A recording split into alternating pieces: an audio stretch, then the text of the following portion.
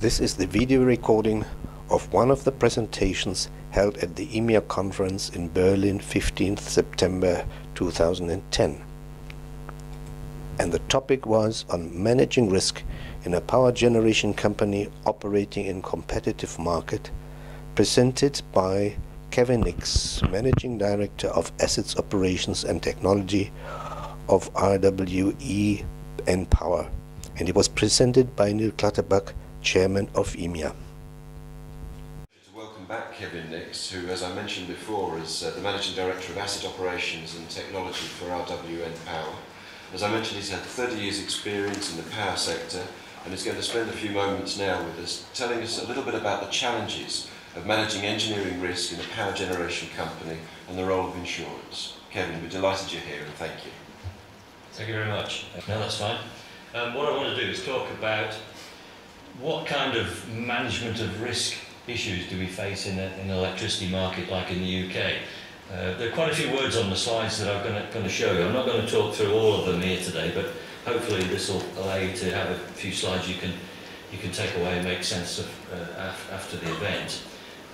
But just to highlight that a highly competitive market like the UK, arguably the most competitive electricity generation market in the world, is all about managing risk. So what I want to talk about is what kind of risk do we face, how do we evaluate how big those risks are.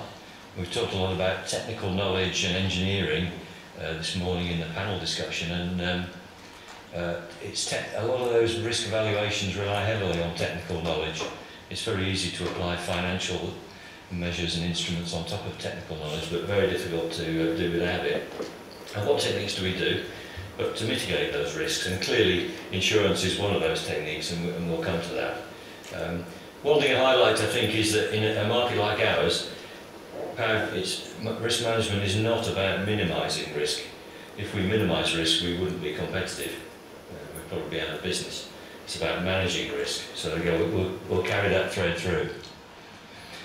Just looking at the scope, I'll start off just talking a little bit about the market for electricity in the UK, a bit about Npower and what kind of plant we've got and what I'm responsible for looking after, and that'll give you a bit of a flavour for the sort of risks we face. And then look at a lot of what I call managing reliability risk, which is largely what you would call here engineering risk. What are the tools we use to help us decide what to do about those risks? Something we call risk-based engineering. I'll tell you a little bit about that. And then just a little bit about managing the market risks, because obviously there are lots of engineering solutions to managing risk, but there are also market solutions which my colleagues in our commercial and trading divisions deploy. So I'll just say a little bit about that, and then finish off talking about the role of insurance as I see it, and a few thoughts there, which coming from a fairly much a layman's position, but hopefully will give you some useful pointers and thoughts. So a bit about that market. A very competitive market in the UK. It's been privatised for 20 years now. A large number of generating companies. I think there were 30 or 40 companies at one stage. We're now seeing quite a lot of vertical integration, and there are now 6 major generating and supply companies. The market ruthlessly exploits the economics of power generation. Each generating unit, so a power station might have more than one unit, each unit is treated separately according to the market. That's to stop large players having undue market power. But that does mean that all capacity has to be paid for, and if it isn't paid for, it won't be there. We can't carry what we might call spare capacity. Just looking at what I'm responsible for, we've got a portfolio of a plant currently in operation, and these are the main power stations. There are about as many, another 10 or 12 small plants, which I won't talk about, but these are the large ones. And you probably can't see it very well from the back, but the colour code separates the plants. So we've got 3 large coal-fired power stations, which are in blue, 2,000 megawatts, 1,500 megawatts, 1,000 megawatts. Quite old plant. The newest of those plants was built in the early 1970s. The oldest one's 44 years in operation. So that poses a whole set of engineering risks. 2 of those plants will be closed within 3 years of now, we think. so they are towards the end of their lives.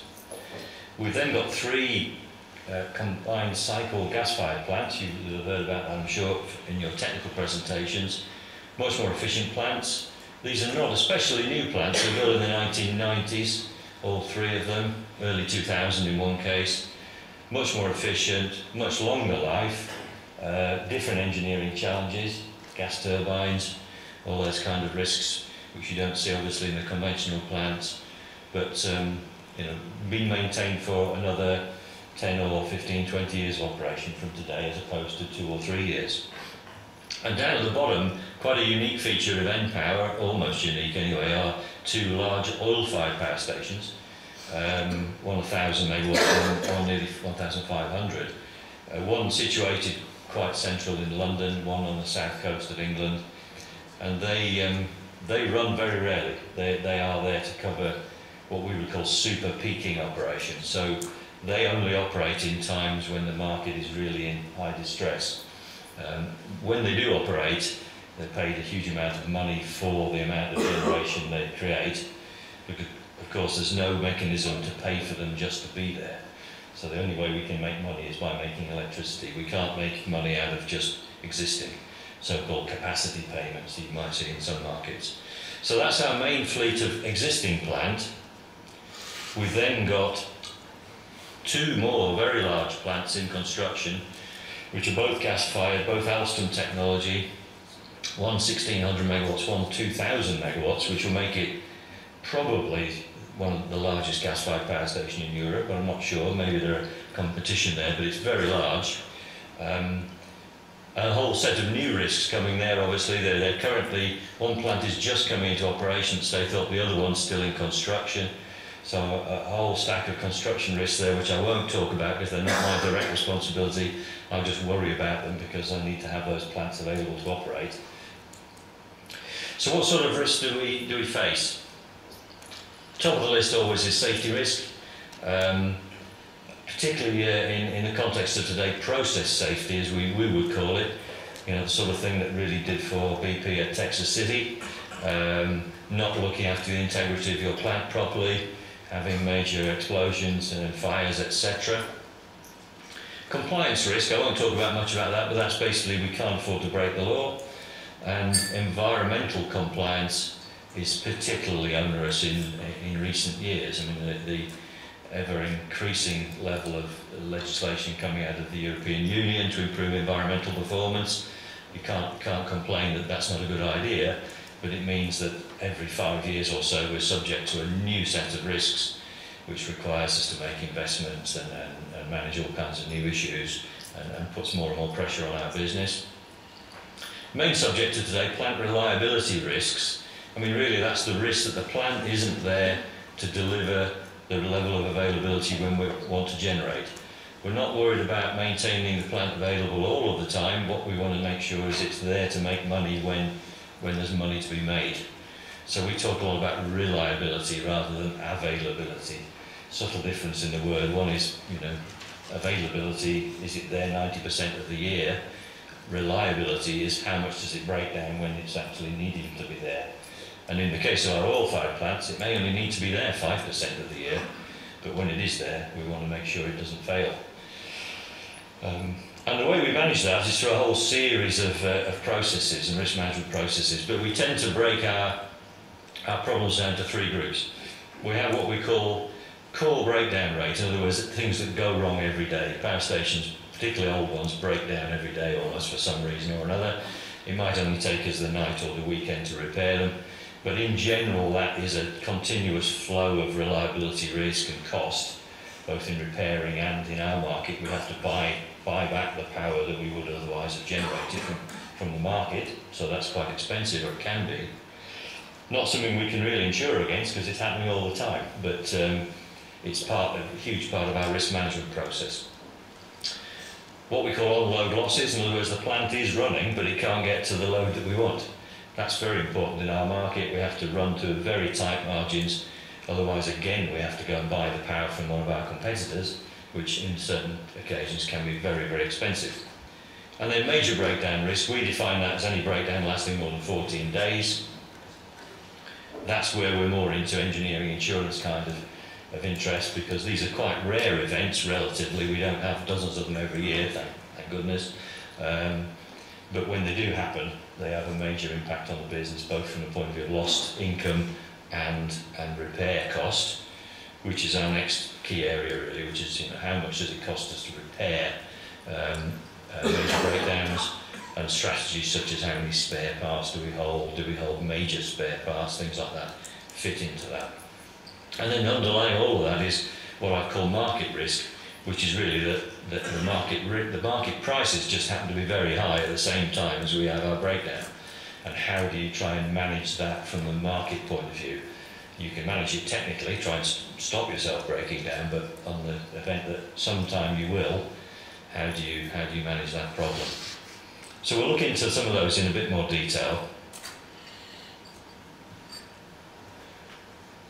Just a quick couple of, I don't know how well you can see them from the back, but just to show that we don't have an easy life. These are, I think, all Npower examples of historic events that have been problems of reliability risk. Some of you colleagues in the room may even recognise some of these if they've been involved in the UK insurance market.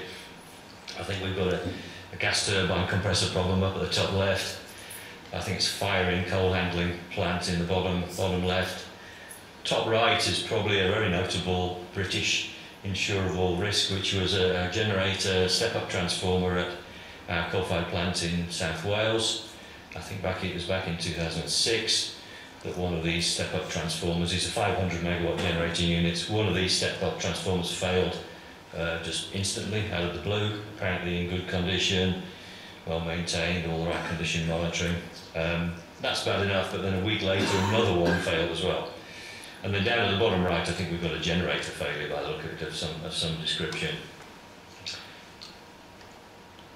So what level of risk should we take? How do we decide? I mean, this is a really interesting technical question. It's easy for our finance or commercial colleagues to work out how much these things cost, but working out what the risk level is that you should be prepared to take in the first place is where the hard sums come in from the engineering point of view. Safety risk, process safety risks, the risk that we could blow a steam plant up and kill 100 people or something like that, clearly they've got to be very heavily managed without any real thought for the financial or economics. They've got to be reduced to what in British safety law is called as low as reasonably practicable. In other words, you can never reduce these risks to zero. Once we've decided on that level, whatever else is there, we have to manage to the right level. So not necessarily minimised. It might be minimised, that might be the best thing, but in general, a no-risk approach is not feasible in a competitive market. It would cost us too much. How do you actually manage the reliability risk? Obviously that's through maintenance and investment in the plant. If you don't spend any money on the plant, it will obviously tell you that was a bad thing to do and we'll start to suffer a lot of reliability risks and breakdowns. So assuming it is, so how do we then go into planning our investment and maintenance to actually manage these risks? And this is what we've termed risk-based engineering. So what is it? Really, it's development of maintenance strategies based on risk assessment, not purely on what we would call original equipment manufacturer recommendations and standardised approaches. There are many textbooks written on how to maintain power stations and other process plant, and all of them are full of all kinds of good information. But it's making sure that we're always taking account of risk when we're using those things. So we look at all of those things and then decide on what levels of investment should we be targeting at these different aspects. We talked earlier about this core problem, everything's breaking down every day. What do we invest in there? And what do we invest in those events which may only happen once in the life of a power station? You could push your investment heavily into the day-to-day breakdowns and ignore the major event which comes along and hits you. Equally, you could spend too much on trying to avoid the major events, and every day you're fixing all kinds of things. So somewhere we've got to press that divide, particularly with older plant. I mean, this isn't so much of an issue with the newer gas turbine plant. There, the risks are much more biased towards these major risks. When gas turbine plant breaks down, it usually tends to stay broken down for a while. It's not the sort of thing you can repair very quickly. So our overall strategy has to reflect the commercial position of the units in our portfolio. We need to understand we've got a number of plants, all with different roles. Some of them we should be prepared to spend a lot more money on than others to get that portfolio balance, depending on their worth to us. And sometimes using a low investment strategy is the right thing to do. To try and support that, we've developed some risk-based decision support tools, which I saw some yesterday when I first arrived, looking at risks around some of the renewable energies and construction risks. Our tools, I don't think, are radically different from those kind of approaches, so there's nothing incredibly unusual here. So these are tools when we're planning. We want to know about the future. So historical information is not that useful to us. I mean, I say that. The market moves around, the value of particular plants move around, the amount they operate changes from one year to another. So looking back on what happened in past years is not especially useful. It's not completely useless, but it's not especially useful. What we want to know is, what are we going to do in the future? What's the future look like? How do you look at that? So we've got two tools we use for that, the forward-looking tools. And we use these to justify all of our maintenance investment decision making at a fairly high level. This isn't telling you whether to replace a particular part or whatever. It's telling you how much money should be spending on this particular plant.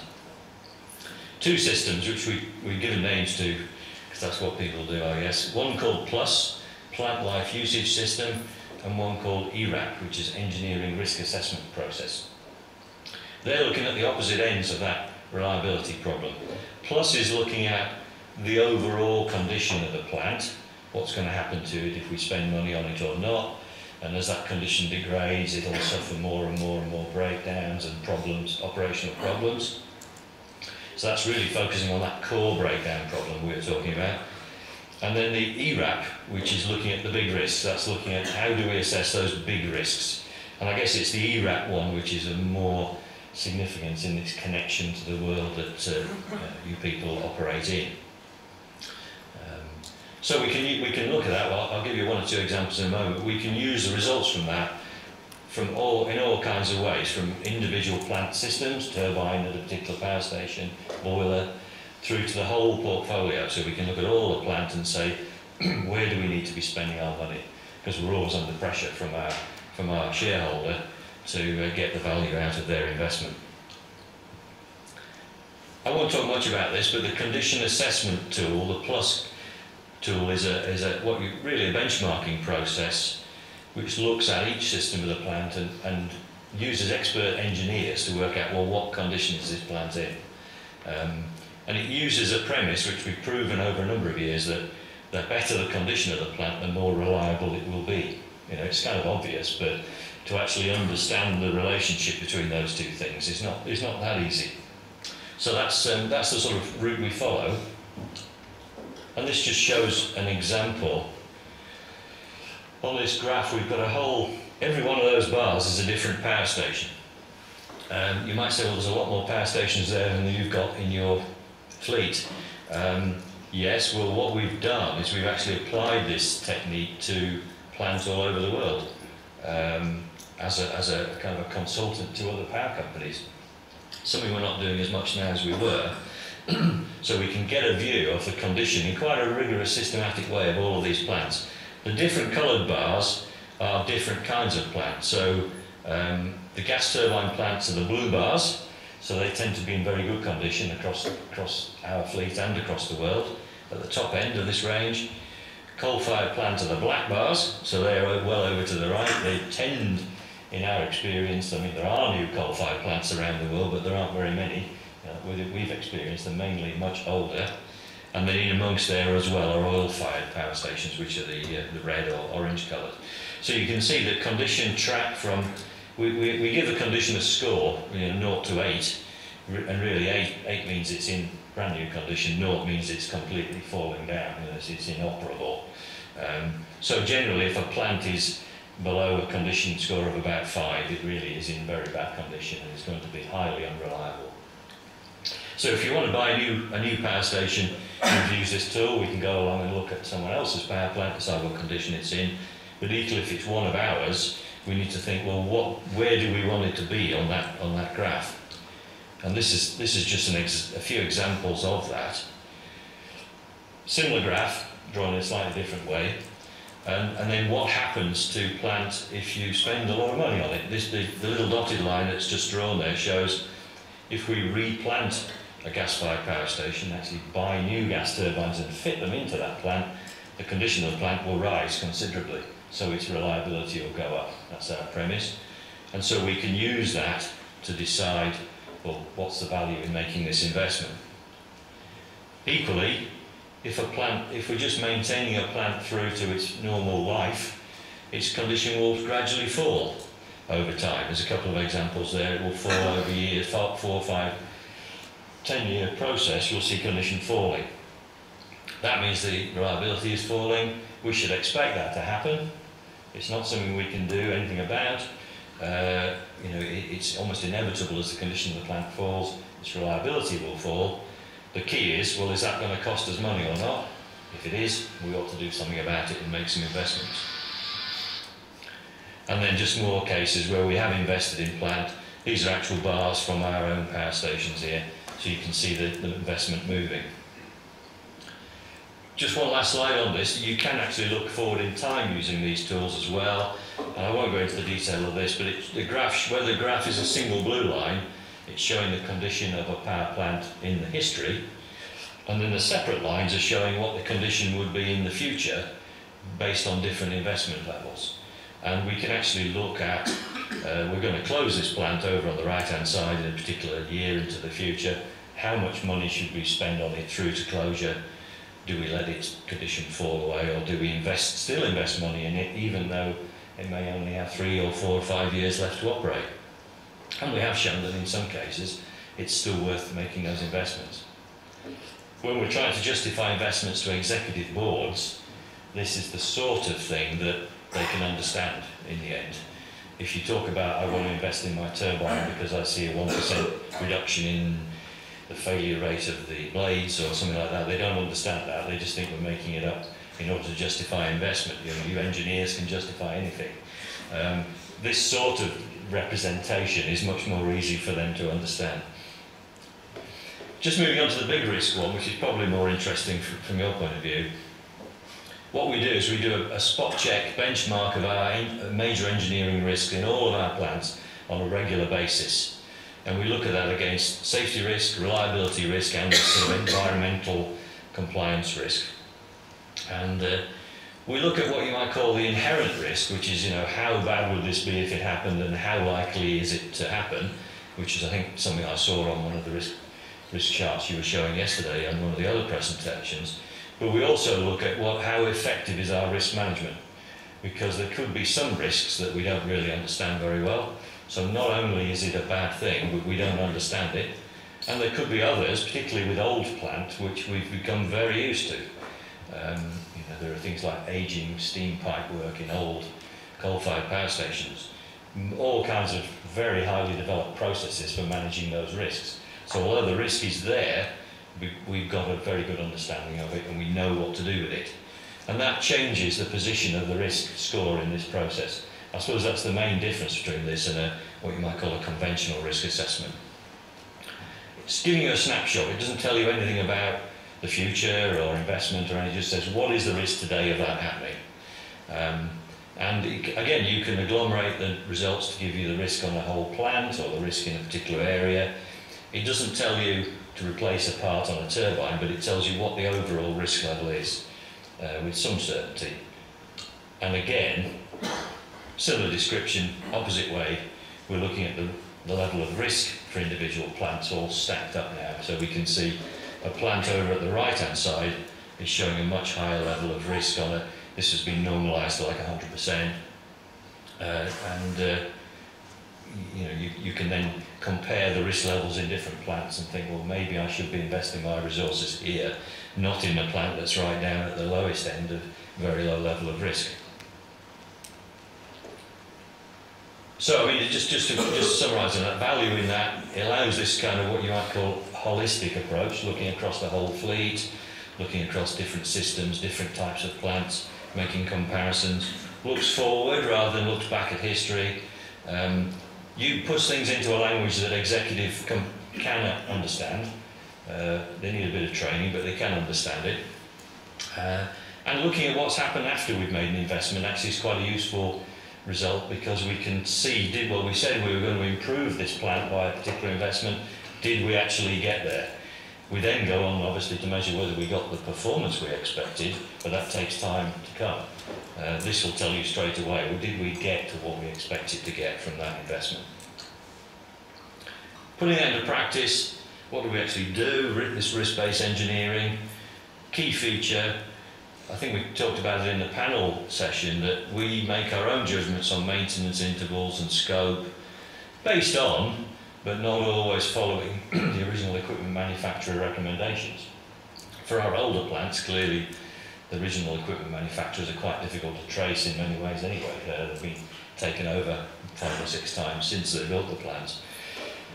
So we really are on our own with those. But even with the newer ones, we test the intervals that we're being presented with, because the costs of maintaining modern gas-fired plant in terms of outages, overhauls, spare parts is extraordinarily high. So we do need to keep a handle on that. We're comfortable with re-engineering motor components if we have to. We've done that. Shows a picture here of a hot gas path component in a gas turbine. We re-engineered it to get better performance than the original OEM part. Not just to save money in doing that, but actually to get better performance. Just quickly looking at investment. Not sure how this is going to draw itself. I think it's finished.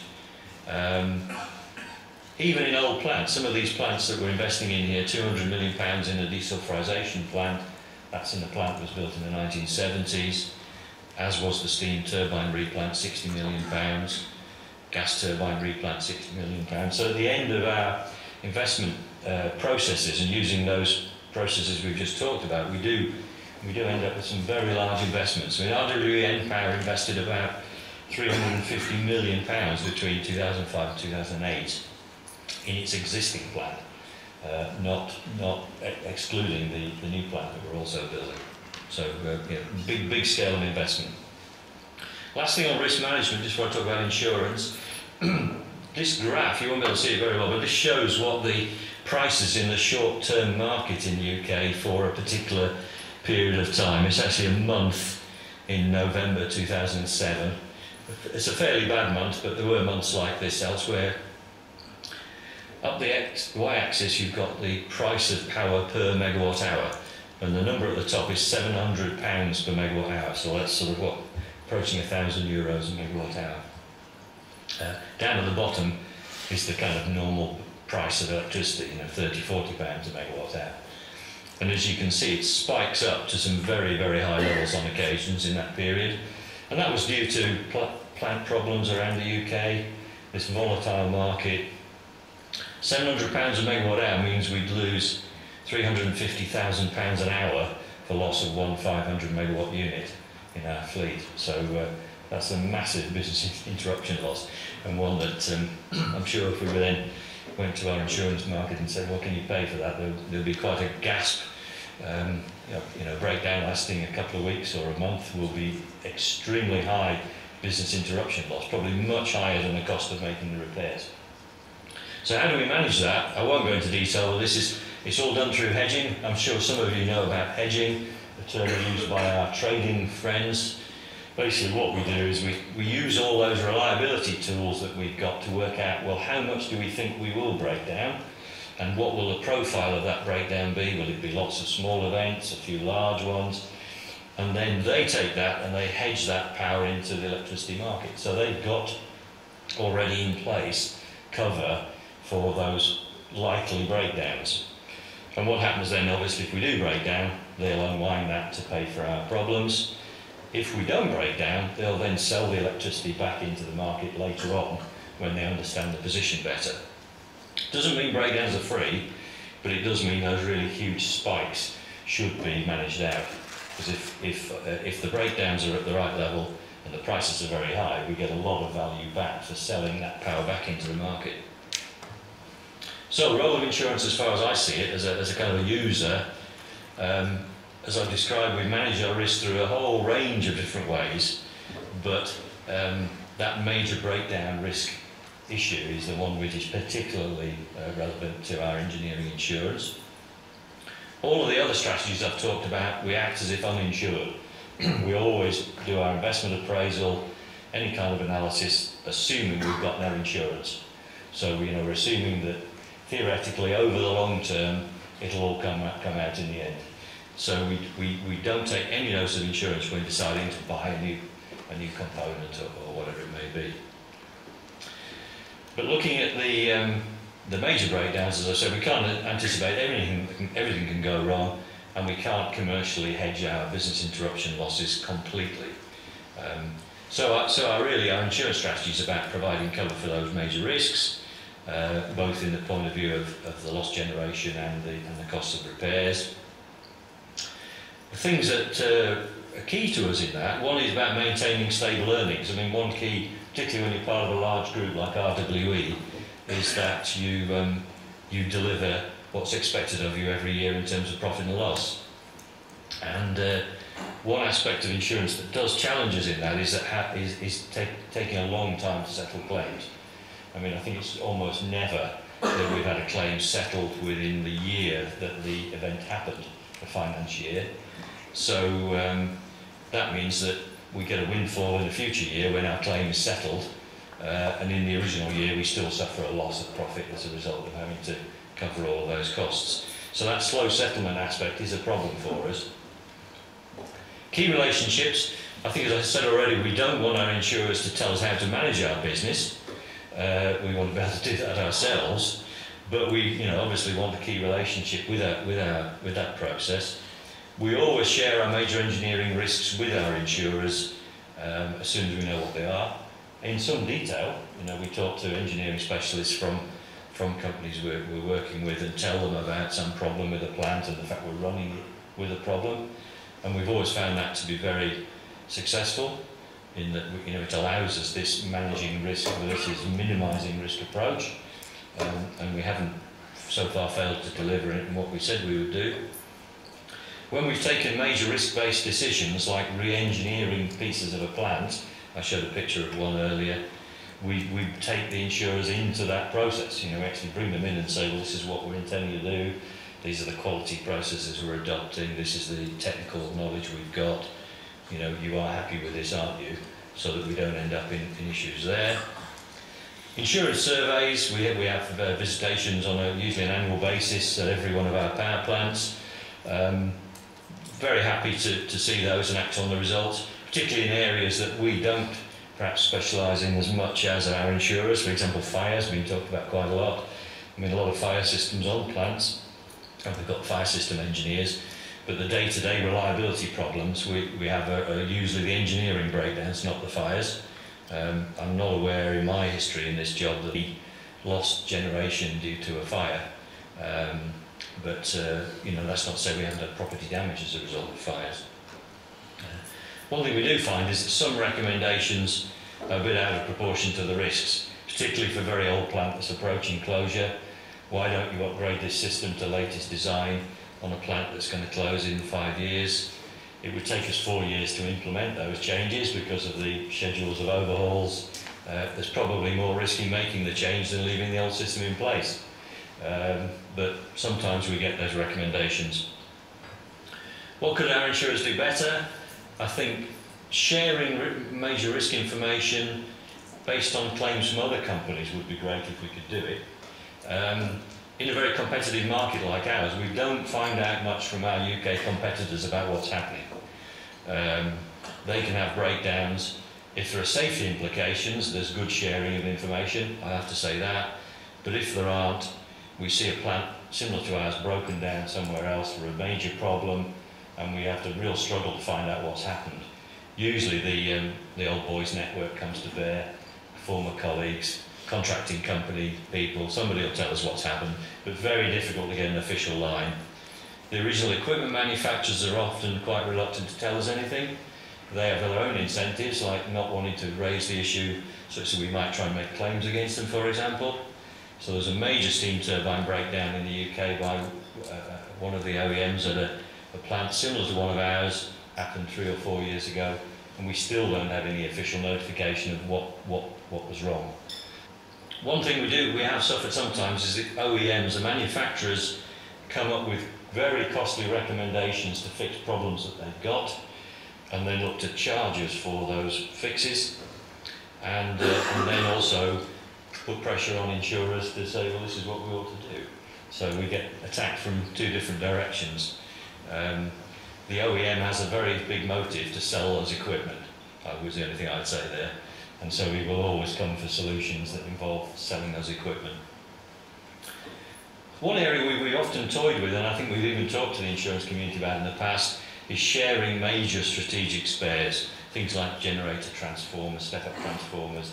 How do we make that kind of sharing work? That would be quite a big risk reducer from a technical point of view, but it's ever so difficult to manage between the different companies. You know, if you all buy a share between 5 companies, all buy a share in something, and then one company takes it, takes 3 years to replace it, you know, the cover's disappeared. It's quite a complicated thing. And we've got, so to conclude, whole range of risks involved in operating a power plant in a competitive market. We have to manage those risks, not necessarily reduce them to a minimum. We've got a whole range of techniques, which I hope I've given you some idea of in how to manage those risks. Insurance plays an important role in mitigating those risks. And I think there may be a more active role that the major risk sharing could go on, which involves the insurance community. So that's about it from me. If you'd like any questions, please fire away. Thank you.